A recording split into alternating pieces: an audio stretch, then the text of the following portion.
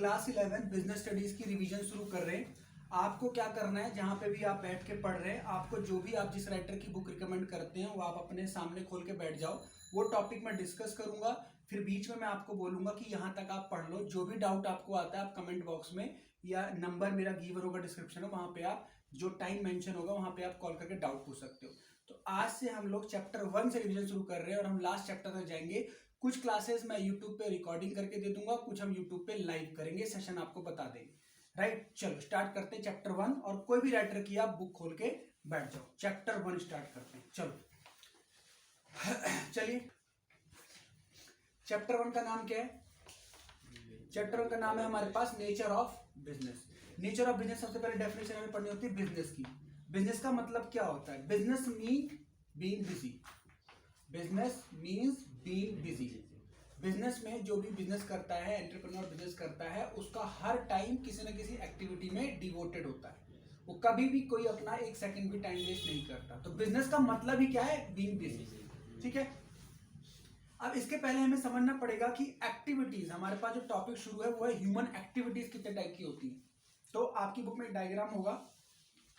एक होती है इकोनॉमिक एक्टिविटी, एक होती है non economic activity. Economic activity में लिखा हुआ है बिजनेस, प्रोफेशन और एम्प्लॉयमेंट, और नॉन इकोनॉमिक एक्टिविटी में लिखा हुआ है रिलीजियस, सोशल, पेरेंटल और पैट्रियोटिक। सिंपल से कैसे याद करेंगे? जब आप बुक को डिटेल से पढ़ोगे वहां पे लिखा होगा जिस भी एक्टिविटी को हम पैसे कमाने के उद्देश्य से करते हैं, जिसके बदले में हमें पैसे मिलते हैं, उसे हम क्या बोलते हैं?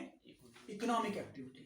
जिस भी एक्टिविटी को हम मनी के लिए नहीं करते या जिसके रिवर्स में हमें पैसा नहीं मिलता, वो हमें नॉन इकोनॉमिक एक्टिविटी कहा जाता है। ठीक है, अब आप इसको डेफिनेशन पढ़ेंगे। ठीक है, आगे मैं चलता हूं। फिर एक डिफरेंस हमारे पास बुक में दिया हुआ है, difference between economic and non economic activity. जो डिस्कस किया हमने वही डिस्कस किया। Economic activity for, economic activity हम क्यों करते बताओ? पैसा कमाने के लिए। हमें पैसा चाहिए, हमें अपना पालन पोषण करना है, हमें अपने रोजमर्रा की जिंदगी जीनी है, तो हमें इकोनॉमिक एक्टिविटी करना पड़ेगा। ठीक है, नॉन इकोनॉमिक एक्टिविटी मन की शांति के लिए, देशभक्ति के लिए, हमें अच्छा लगता है, तो ये हमारी नॉन इकोनॉमिक एक्टिविटी है। ठीक है, इसको आप पूरा पढ़ेंगे, जो डाउट आएगा आप पूछेंगे इकोनॉमिक नॉन इकोनॉमिक। अब यहां से शुरू होता है बच्चों पहला important question, that is characteristics of business. Business की डेफिनेशन हमने देखी। सबसे पहले हम लोग देख रहे हैं इकोनॉमिक्स की, बिजनेस की कैरेक्टरिस्टिक्स, नेचर, फीचर्स, तीनों का एक ही आंसर है पहला। अब देखो, अगर जो पीछे हमने पढ़ा उसी को हम आगे पढ़ेंगे। तो पीछे मैंने बताया इकोनॉमिक एक्टिविटी का एग्जांपल क्या है? बिजनेस, प्रोफेशन या एम्प्लॉयमेंट।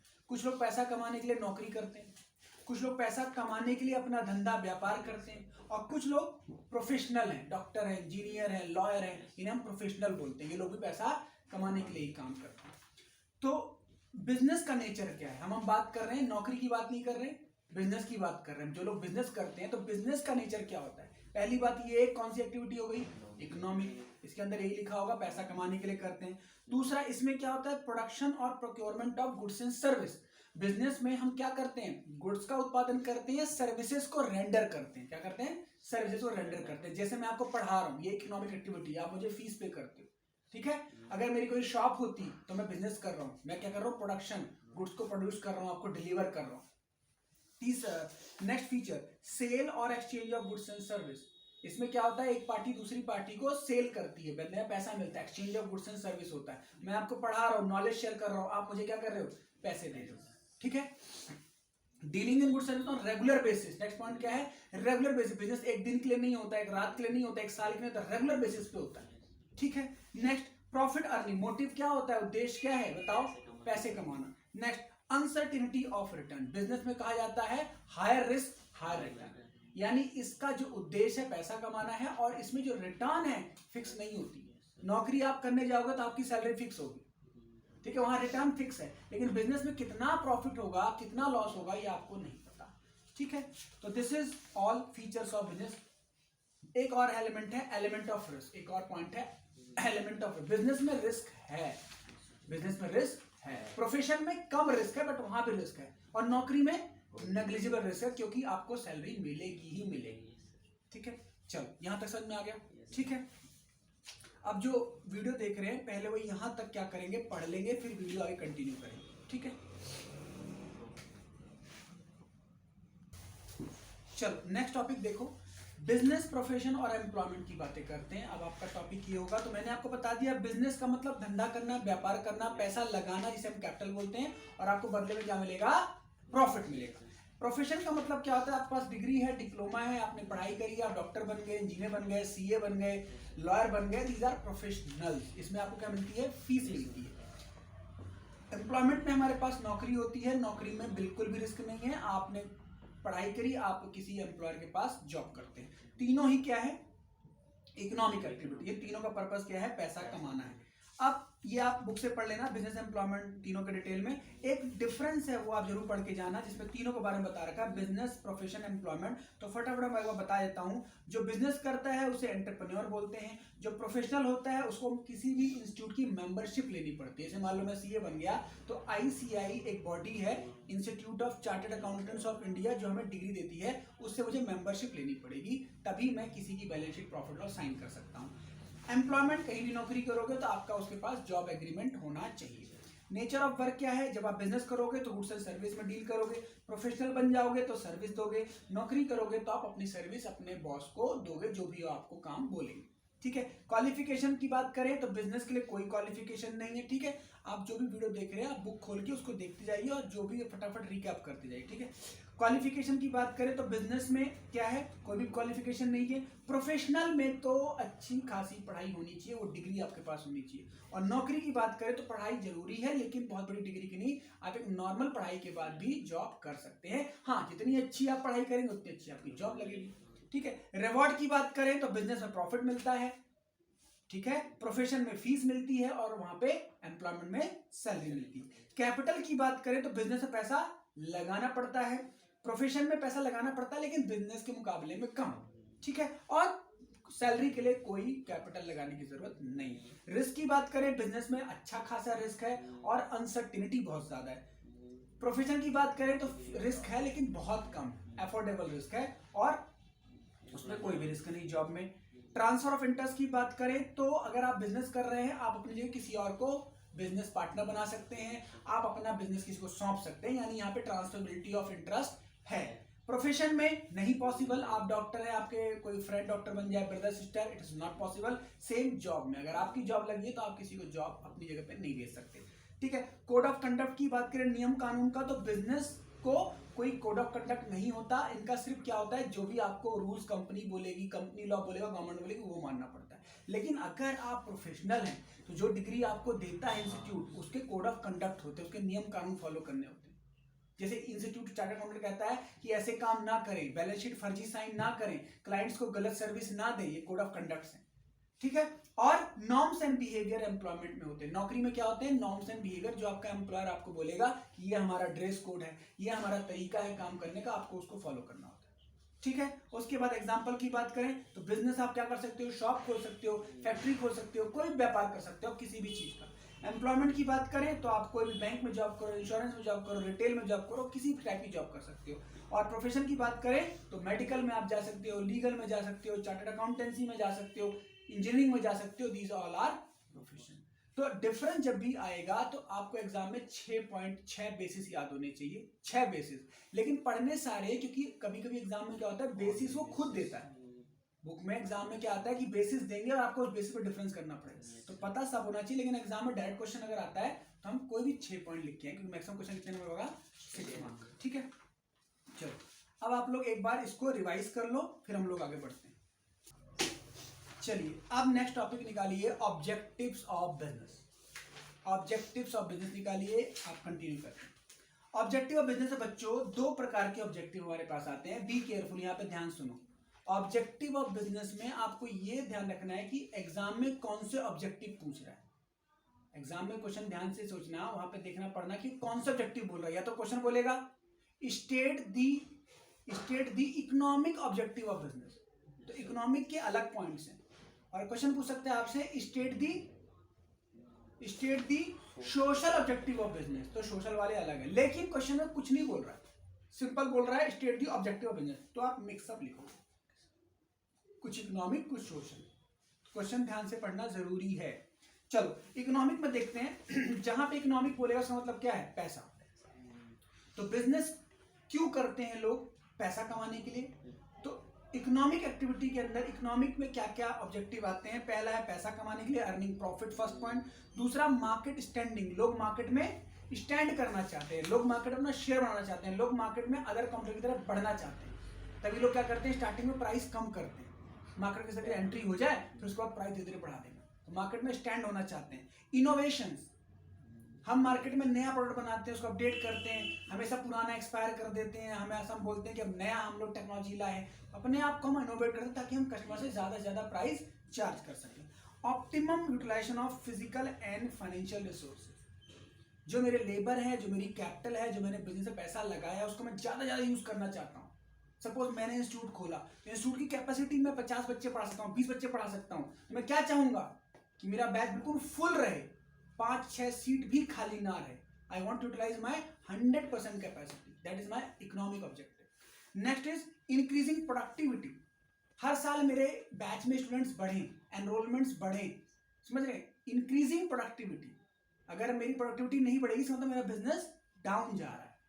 इस तरीके से हर व्यापारी क्या चाहता है कि उसकी प्रोडक्टिविटी बढ़े, सेल्स बढ़े, उसका प्रोडक्शन प्लांट में ज्यादा गुड्स बने। ये मेरे सारे क्या है, इकोनॉमिक ऑब्जेक्टिव।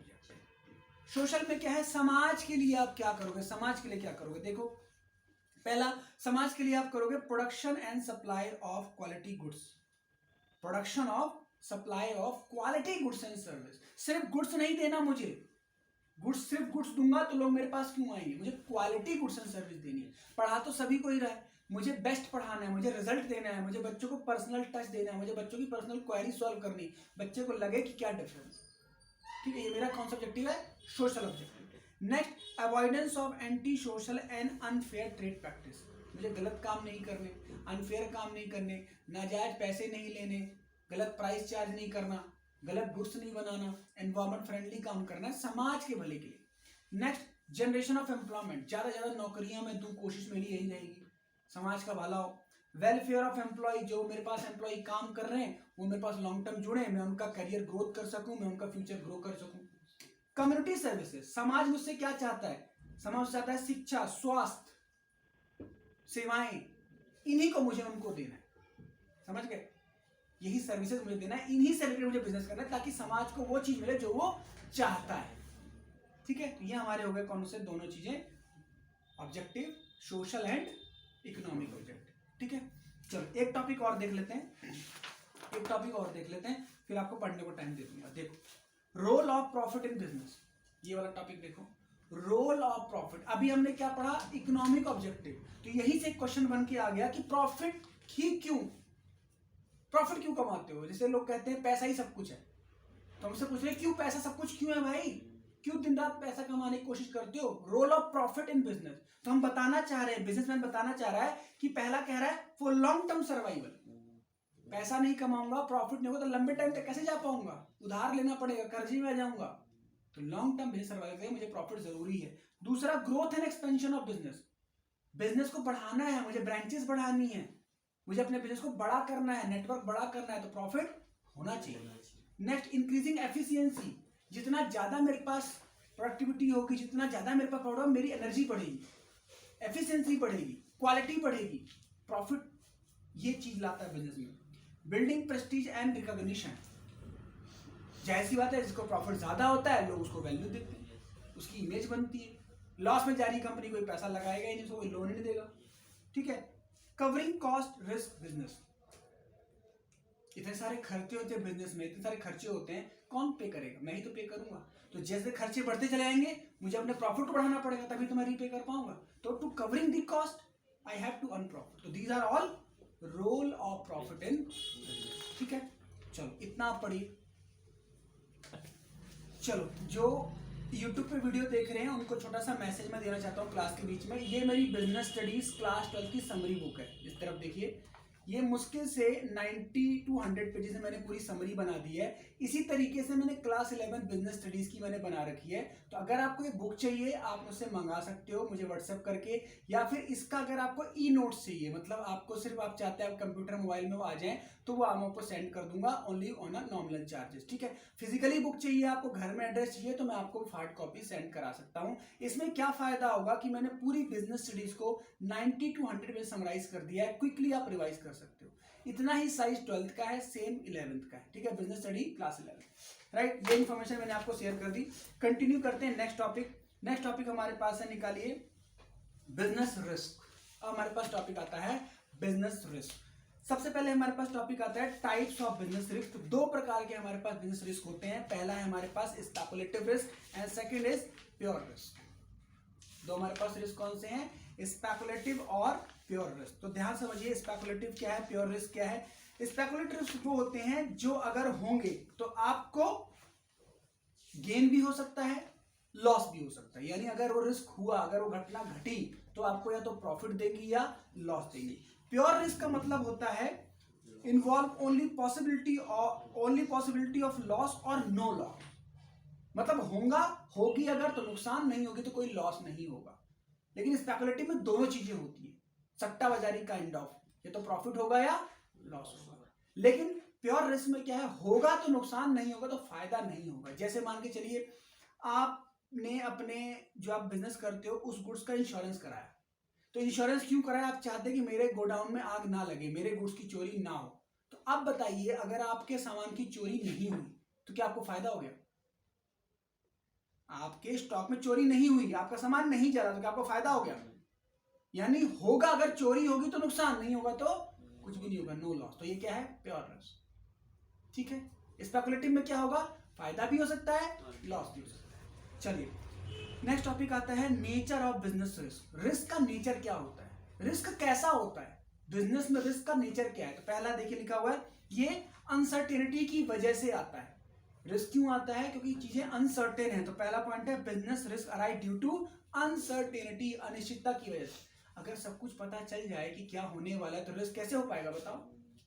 मुझे पहले ही पता चल जाए क्या होने वाला है क्या नहीं होगा। दूसरा नेचर है risk is an essential part of every business. ऐसा कोई बिजनेस ही नहीं है जिसमें रिस्क ना हो। Next, degree of risk depend mainly upon the nature and size of business. Degree of risk depend mainly upon size. कितना बड़ा बिजनेस है, कितना बड़ा आपका स्केल ऑफ ऑपरेशन है, उस पर डिपेंड करता है रिस्क कितना होगा। आपके 6 ब्रांचेस है पूरी दिल्ली में, आपका इंस्टीट्यूट है, आप 6 ब्रांचेस में चला सकते हैं। अगर लॉकडाउन हुआ तो सारी ब्रांच बंद करनी पड़ेगी, तो बड़ा लॉस होगा। एक ही इंस्टीट्यूट है आपका, तो अगर लॉस हुआ, लॉकडाउन हुआ, तो आपका उतना लॉस होगा जितना एक इंस्टीट्यूट के बराबर। तो major business, large business, loss will be large in amount, ठीक है। Profit is the reward for risk taking. और रिस्क अगर होगा तो बदले में क्या मिलेगा, रिवॉर्ड भी तो मिलेगा। फिर प्रॉफिट का रिवॉर्ड क्या होगा, अगर लॉकडाउन हुआ तो 6 ब्रांच में नहीं जाऊंगा, एक जगह से ही घर पे ऑनलाइन पढ़ा दूंगा, ये उसका रिवॉर्ड है, ठीक है। तो higher risk higher return. Next topic हमारे पास है बच्चों, निकालो causes of business risk. Causes, क्यों होता है रिस्क, कॉजेज क्या है, रिस्क के कारण क्या है। तो पहला है नेचुरल कॉज है, ह्यूमन कॉज है, इकोनॉमिक कॉज है, फिजिकल कॉज है, अदर कॉज। नेचुरल क्या है, सुनामी, बाढ़, आग, ये सब नेचुरल रीजन है। ह्यूमन कॉजेज क्या है, आपका एम्प्लॉय लापरवाह है, चोरियां करता है, आए दिन आपके ऑफिस में तलाक कहता हूं सॉरी, जिसे क्या होता है, तालाबंदी कर देते हैं, हड़ताल कर देते हैं, ये आपके कौन से लॉस है, ह्यूमन कॉज। इकोनॉमिक कॉज क्या है, प्राइस बढ़ गया, कंपटीशन बढ़ गया, एक गली थी उसमें एक इंस्टीट्यूट था, अब 5 इंस्टीट्यूट है, तो कहीं ना कहीं तो आपको इम्पैक्ट पड़ेगा। फिजिकल कॉज क्या हो सकते हैं, मशीन खराब, ऑफिस खराब, ऑफिस में सीलन आ गई। फिजिकल कॉजेज में मैंने बताया आपको, फर्नीचर खराब हो गया आपका, या कोई भी आपकी बिल्डिंग में प्रॉब्लम आ गई, these are all physical causes. Other causes में कोई और कॉजेज की वजह से आपको बिजनेस में रिस्क आता है, उसको हम कहते हैं अदर कॉज। जैसे एग्जांपल बुक में लिखा, पॉलिटिकल प्रॉब्लम की वजह से, एक्सचेंज रेट में फ्लक्चुएशन होने से, और ये अदर रिस्क में कवर हो गए। चलिए, तो फर्स्ट चैप्टर में मैं अब इसको यहीं पे रोक देता हूं, ठीक है। आगे की क्लास में जो पार्ट 2 हम करेंगे, या तो वो लाइव हो सकती है या फिर रिकॉर्डिंग ही कर दूंगा, तो हम वहां से शुरू करेंगे। टॉपिक है हमारे पास क्लासिफिकेशन ऑफ बिजनेस एक्टिविटी, ठीक है। तो प्रोबेबली एक क्लास और या ज्यादा से ज्यादा 2 क्लास में हमारा खत्म हो जाएगा। तब तक आपका होमवर्क क्या है, आप जो वीडियो देख रहे हैं पूरा जहां तक पढ़ा है वो पढ़ लो, क्वेश्चन आंसर बुक से देख लो, ठीक है। और ऑब्जेक्टिव क्वेश्चन भी साथ साथ देख लो। जो डाउट आता है तो मैसेज करके या जो व्हाट्सएप नंबर दिया हुआ डिस्क्रिप्शन में वो देख सकते हो। और जो मैंने आपको समरी बुक बताई, अगर आपको लेना है आप मांग सकते हो, अदरवाइज जो भी रिकमेंडेड बुक आपके टीचर ने ट्यूटर ने बोली है आप उसको खोल के रिवाइज कर सकते हो। Right, thank you so much, thank you. चलिए आगे कंटिन्यू करते हैं। अभी तक हमने जो चैप्टर में पढ़ा वो हमारे पास रिस्क तक हमारा पूरा डिस्कशन हो गया। Nature of risk, nature of business पढ़ लिया हमने, रिस्क के बारे में पूरा पढ़ लिया। अब हम लोग देखेंगे जो हमारा इंपॉर्टेंट टॉपिक है, जिसमें एक चार्ट आपको रिकमेंड करना है। मैं कैमरे में दिखा देता हूँ, ये चार्ट आपको बुक में देखना है, ठीक है। ये चार्ट आप बुक में निकाल लो, जिस भी राइटर की आपके पास बुक है, और उसी चार्ट में मैं आपको समझा रहा हूँ तो आपको पूरा समझ में आ जाएगा, ठीक है। चलिए सबसे पहले आप उस चार्ट में देखेंगे तो आपके पास हमारा क्लासिफिकेशन आएगी। बिजनेस दो टाइप से होता है, बिजनेस के दो टाइप है हमारे पास, एक इंडस्ट्री और एक कॉमर्स होता है। तो अगर इंडस्ट्री की बात करें दोस्तों तो हमारे पास क्या क्या आता है, प्राइमरी इंडस्ट्री, सेकेंडरी इंडस्ट्री और टेरिशरी इंडस्ट्री, ठीक है। अगर प्राइमरी इंडस्ट्री की क्लासिफिकेशन देखोगे तो हमारे पास होती है एक्सट्रैक्टिव या जेनेटिक, एक्सट्रैक्टिव या जेनेटिक, ठीक है। अभी डिटेल्स थोड़ा बताऊंगा, पहले मैं पूरा एक बार चार्ट गो थ्रू करा रहा हूं। सेकेंडरी की हम बात करें तो उसमें दो प्रकार की एक्टिविटी होती है, एक मैन्युफैक्चरिंग और एक कंस्ट्रक्शन। एक मैन्युफैक्चरिंग का काम करते हैं लोग और कुछ कंस्ट्रक्शन का काम करते हैं। मैन्युफैक्चरिंग के अंदर हम लोग क्या क्या करते हैं, एनालिटिकल एक्टिविटी, दूसरा होता है हमारे पास सिंथेटिकल एक्टिविटी, हमारे पास फिर होता है प्रोसेसिंग और एक होता है असेंबली, राइट। अब आ जाओ आप टेरिशरी के अंदर। टेरिशरी में बच्चों बेसिकली सर्विसेज होती है, जैसे बैंकिंग का काम करना, इंश्योरेंस का काम करना, वेयर हाउसिंग का काम करना, ये टेरिशरी है। इसे हम बोलते हैं जो प्राइमरी और सेकेंडरी एक्टिविटीज को क्या करती है, हेल्प करती है, उसे हम बोलते हैं टेरिशरी। कॉमर्स की अगर हम बात करें बच्चों, दो प्रकार से होता है, ट्रेड और एक ऑक्सिलरीज टू ट्रेड। ट्रेड में हमारे पास बच्चों आता है इंटरनल ट्रेड और एक्सटर्नल ट्रेड। इंडिया के अंदर बिजनेस कर रहे हैं तो उसे इंटरनल हो जाता है, इंडिया से बाहर अगर हम जाते हैं तो एक्सटर्नल हो जाता है, जिसमें हम क्या करते हैं, इंपोर्ट और एक्सपोर्ट। एक होता है इंपोर्ट, एक होता है एक्सपोर्ट और एक होता है इंटरपोर्ट। इंटरपोर्ट में क्या होता है, हम बाहर की कंट्री से इंडिया में लाते हैं, लेकिन उसको लाते हैं तो इंडिया में नहीं भेजते, उसको कुछ मॉडिफिकेशन करके दूसरी कंट्री में भेजते हैं, ठीक है। ये हमारा एक्सटर्नल ट्रेड में आया। इंटरनल ट्रेड का एक चैप्टर है अलग से, सेकंड लास्ट चैप्टर है आपकी बुक में, उसमें हम पढ़ते हैं रिटेलर क्या होते हैं, होलसेलर क्या होते हैं, मैन्युफैक्चरर क्या होते हैं। तो उसी के बिजनेस की हम बात करें, वो आता है internal trade. Auxiliary to trade में फिर से वही वाली बात आ गई जो आपने टेरिशरी में पढ़ा। ऑक्सिलरी टू ट्रेड का मतलब है वो बिजनेस एक्टिविटी जो बाकी बिजनेसेस को हेल्प करती हैं एक्सपेंशन करने में, जैसे transportation, warehousing, advertising, insurance, banking and finance, right. अब इसमें मैं कुछ चीजें आपको डिटेल से बता देता हूं जो आपको एग्जाम में पूछा जा सकता है, जिसके बारे में आपको पता होनी चाहिए। तो पहले आप आ जाओ बुक में, सबसे पहले आप आ जाओ, मैंने आपको इंडस्ट्री और कॉमर्स बता दिया। अब आप पहले आओ मैन्युफैक्चरिंग इंडस्ट्रीज के अंदर, आप देखो जो आपने चार चीजें देखी उसमें डिटेल से देखो। मैं कीवर्ड अंडरलाइन करा रहा हूं, आप बुक में कर लीजिए। देखिए कीवर्ड अंडरलाइन करा रहा हूं, मैन्युफैक्चरिंग एक्टिविटीज के अंदर जो चार चीजें हम देखते हैं उसके अंदर अब आपको बता रहा हूं एनालिटिकल किसमें है, सिंथेटिकल किसमें, ये चीजें हम लोग ध्यान से देखते हैं। चलो आप बुक में ध्यान दो। एनालिटिकल इंडस्ट्री होती है बच्चों which analyse and separate different element from same material as in case of oil refinery. अब देखो समुद्र जो होता है, समुद्र में बच्चों बड़ी बड़ी मशीन लगाई जाती है, उस मशीन से कंपनी क्या करती है, कच्चा तेल निकालती है, उसे बोलते हैं क्रूड ऑयल।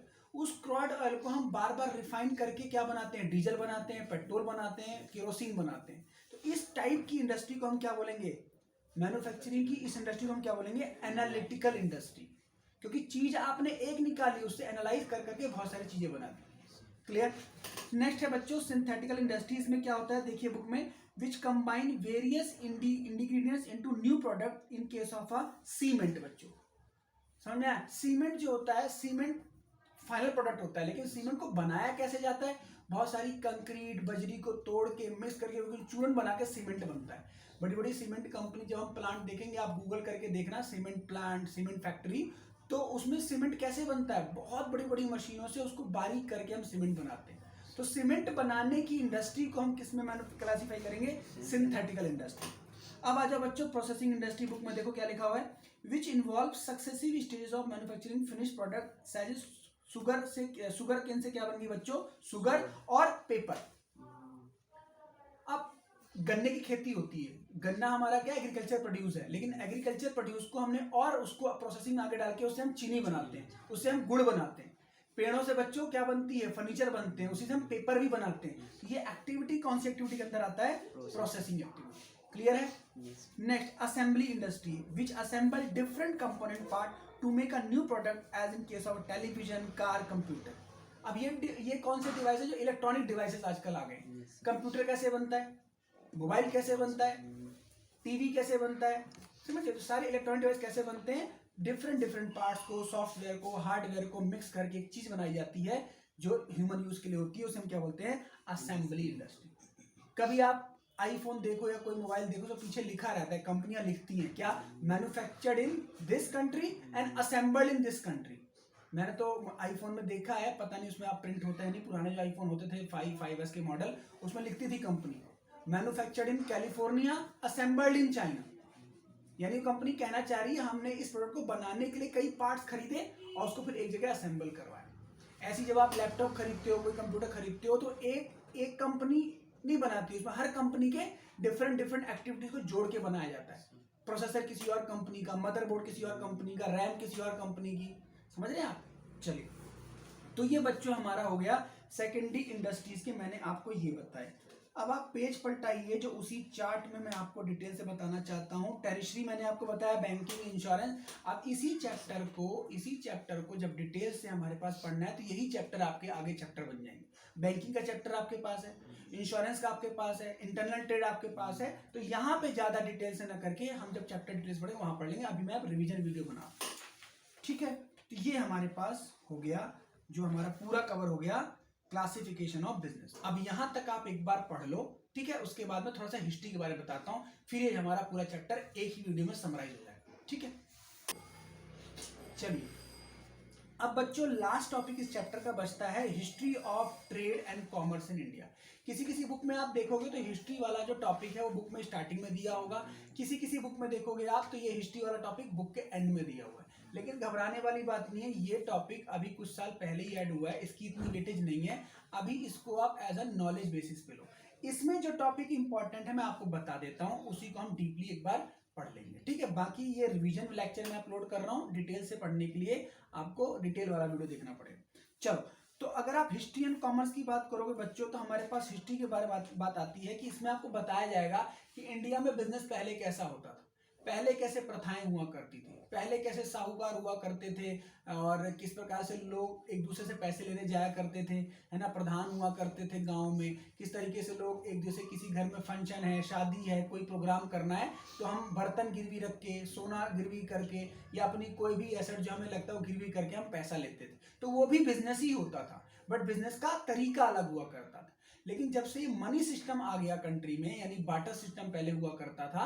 बार्टर सिस्टम का मतलब पहले क्या होता था कि हम क्या करते थे, जो हमारे पास गुड्स ज्यादा है हम उसको देके वो गुड्स लेते थे जो हमारे पास गुड्स का अभाव है, डेफिशिएंसी है। इस सिस्टम को बोलते थे बार्टर सिस्टम। जैसे मान लीजिए मुझे पढ़ाना आता है, सामने वाले को घर बनाना आता है, तो मैंने मिस्त्री जी को बोला मेरा घर बना दो, मैं आपके बच्चों को, आपके परिवार वालों को पढ़ा दूंगा। तो ये सर्विस जो एक्सचेंज हुई, इसे हम क्या बोलेंगे, बार्टर सिस्टम।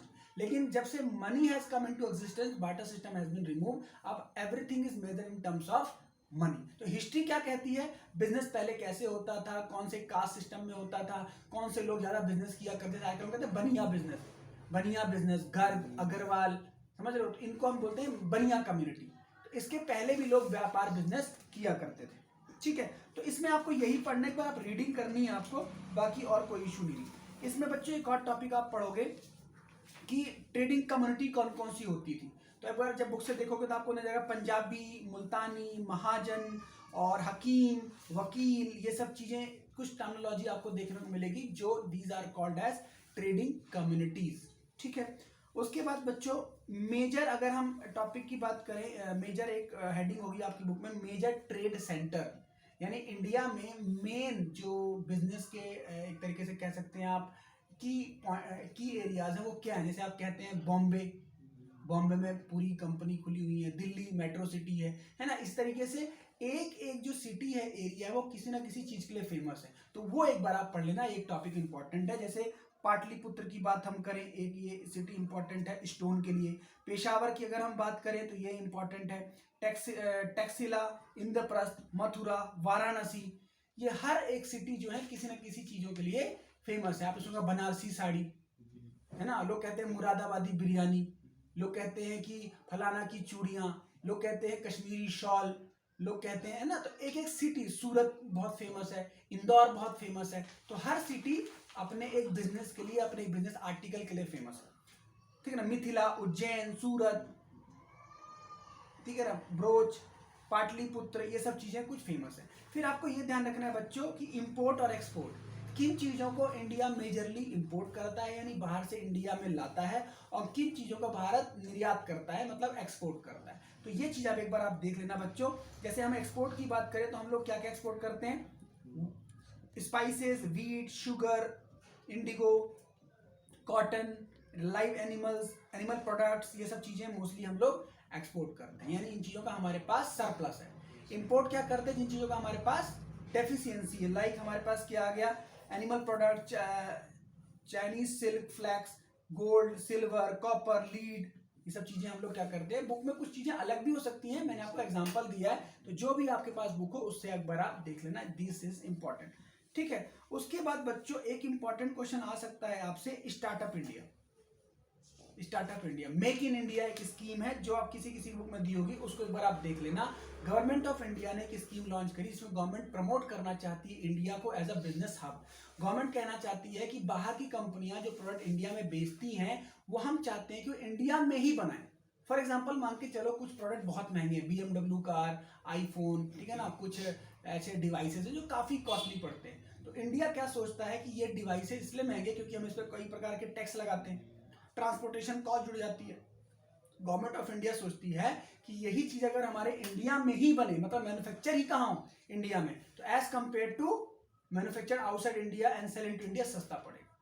तो ये मेक इन इंडिया एक इनिशिएटिव है जिसका लोगो आप देखेंगे बुक में, तो एक काइंड ऑफ बब्बर शेर है, ठीक है। ये मेक इन इंडिया बुक में अगर है तो इसको आप एक बार देखना, दिस इज इंपॉर्टेंट, राइट। तो इतना जो मैंने आपको बताया एक बार आप देख लो, बाकी मैं एक और बुक से आपको देख के बताता हूं उसमें क्या चीजें वो आप देखना, फिर हमारा चैप्टर फिनिश हो जाएगा। चलिए थोड़ा सा और देखते हैं हिस्ट्री ऑफ इंडिया में, ये दूसरी बुक है मेरे पास, इसमें कुछ टॉपिक और ऐड हैं। मैंने जो अपने नोट्स बनाए जो मैं आपको दिखा रहा था कि जो आप मेरे नोट्स अगर परचेज करते हो उसमें मैंने एनसीईआरटी और 2-3 और भी जो बेस्ट राइटर मुझे लगे उनमें से मैंने टॉपिक देख के और एक समराइज एक जगह रख दिया। नॉर्मली अभी क्या हो रहा है, जो टॉपिक न्यूली ऐड होते हैं उसमें बच्चों कंफ्यूजन होती है। आप अपने फ्रेंड की बुक में देखोगे उसमें कुछ टॉपिक नए ऐड होंगे, कुछ टॉपिक डिलीटेड होंगे, लेकिन कुछ चीजें जो हम एनसीईआरटी को हम रिकमेंड करते हैं वही चीजें हमें फॉलो करनी है। तो that's why I was saying you कि अगर आपको नोट्स की जरूरत है, समरी रिवीजन की जरूरत है, तो you can refer my notes, otherwise whatever book you have you can continue with it, right. तो हिस्ट्री ऑफ इंडिया में कहीं पे आप देखोगे तो मेरे पास एक बुक है जिसमें आप देखोगे एक हेडिंग है development of commerce in India, ठीक है। ये बुक है मेरे पास, आर.के. सिंगला सर की है। इसमें उन्होंने समझा रखा है कि पहले बार्टर सिस्टम हुआ करता था, फिर विलेज इकोनॉमी स्टेज आ गई, फिर मनी इन्वेंशन आ गया, money has come into existence, जो मैंने आपको बताया, बार्टर सिस्टम रिमूव हो गया, मनी सिस्टम आ गया। उसके बाद टाउन इकोनॉमी स्टेज आ गई, फिर इंडस्ट्रियल रेवोल्यूशन आ गया, हर कंट्री ने क्या अडॉप्ट कर दिया, हमारी कंट्री ने इंडस्ट्रियल रेवोल्यूशन अडॉप्ट कर दिया, और धीरे धीरे किन चीजों का विकास होने लग गया, कम्युनिकेशन, ट्रांसपोर्टेशन, बैंकिंग, इंश्योरेंस, इन सब चीजों का एक्सपेंशन होना शुरू हो गया। फिर इसमें बैंकिंग के बारे में बताएगा, जो कि मैंने आपको बताया बैंकिंग का चैप्टर अलग से है, वहां आप पढ़ सकते हैं। तो यहाँ पे कुछ बुक में बैंकिंग के बारे में यही बता रखा है कि बैंकिंग के फंक्शंस क्या होते हैं, बैंकिंग के कोर फंक्शन क्या है, नॉन कोर फंक्शन क्या है, आप वहां से देख सकते हैं, ठीक है। उसके बाद हुंडीज की चर्चा की गई होगी, आप देखना बुक में। तो हुंडीज बच्चों इतना समझ लो कि साउथ इंडिया में हुंडी का प्रचलन आज भी है। एक तरीके से हुंडी काइंड ऑफ मनी सिस्टम का काम करती है। जैसे पहले 11th की बुक में बच्चों हुआ करता था अकाउंट्स में बिल्स ऑफ एक्सचेंज, जो इस बार से डिलीटेड कर दिया गया है। तो bills of exchange is kind of what, money, मतलब आप पैसे ना देके, एक पार्टी को चेक ना देके, आप एक प्रॉमिसरी नोट दे रहे हो, आप एक बिल साइन करके दे रहे हो कि after certain period of time मैं आपको इतना पैसा दे दूंगा, वो एक्सचेंज पार्टी करती थी। तो हुंडी आज भी साउथ इंडिया में चलती है, ठीक है। उसके बाद मैंने आपको बताया ट्रेडिंग कम्युनिटी मैंने डिस्कस करी। फिर मैंने आपको बताया इस बुक में लिया हुआ है कि जैसे अहमदाबाद है, लखनऊ है, मदुरई है, कॉटन क्लोथ के लिए फेमस है, कश्मीर है, वुडन क्लोथ के लिए फेमस है, मेटल गुड्स के लिए हमारा बनारस है, पुणे है, विशाखापट्टनम है, वीपन आर्म्स के लिए पंजाब है, सिंध फेमस है, शिप बिल्डिंग के लिए कलकत्ता फेमस है, ठीक है। इंपोर्ट एक्सपोर्ट के गुड्स मैंने आपको बता दिए, किन चीजों को इंडिया इंपोर्ट करता है, किन चीजों को इंडिया हमारा एक्सपोर्ट करता है। तो इस तरीके से हमने इस पूरे चैप्टर 1 को कंप्लीट कर दिया। इसके क्वेश्चंस मैं इस वीडियो में अपलोड नहीं कर रहा हूं, एक अलग से वीडियो बना दूंगा जिसमें मैं assertions questions, MCQs question, case study question, और उसमें हम ये भी डिस्कस कर लेंगे कि इसको कैसे सॉल्व करना। अभी ये सिर्फ चैप्टर रिविजन्स है, तो जो भी बुक आपके पास है वहां से आप जो वीडियो पढ़ा रहा हूं उस टॉपिक को आप पढ़ो उतना, फिर आप वीडियो को पॉज करो, कंटिन्यू स्टडी करो, फिर वीडियो को ऑन करो, उतना बुक से पढ़ो और कंटिन्यू करो। गलती ये मत करना जो नॉर्मली आप करते हो किसी वीडियो देखने में, कि आप पहले पूरी वीडियो देखते हो, बीच में स्पीड ऑन करते हो, स्पीड पॉज करते हो, और फिर आप उसको 2 दिन बाद अगले दिन उसको टॉपिक को देखने बैठते हो। ये तरीका सही नहीं है। मैं प्रेफर करता हूं आप क्या करो, जब भी कोई चैप्टर करो उसका बुक आप रिकमेंड करो, बुक आप चैप्टर ओपन करो और फिर वीडियो देखो, और जहां पे टीचर एक टॉपिक खत्म करता है उसको वीडियो को रोको और उसको पढ़ो, तब आपको समझ में आएगा कि हमें इंटरेक्शन हुई या नहीं। ऐसा हो सकता है कि आप पूरा वीडियो देख लो राइटर का, जब आप बुक पढ़ने में बैठो तो आपको समझ में ही ना आए, या आपको लगे कि राइटर ने कुछ और लिखा है और जो वीडियो जिसको हमने रिकमेंड करी कुछ और लिखा है। ठीक है, तो this is it, chapter number 1। Hope you are enjoying this study and revision session. Thank you so much.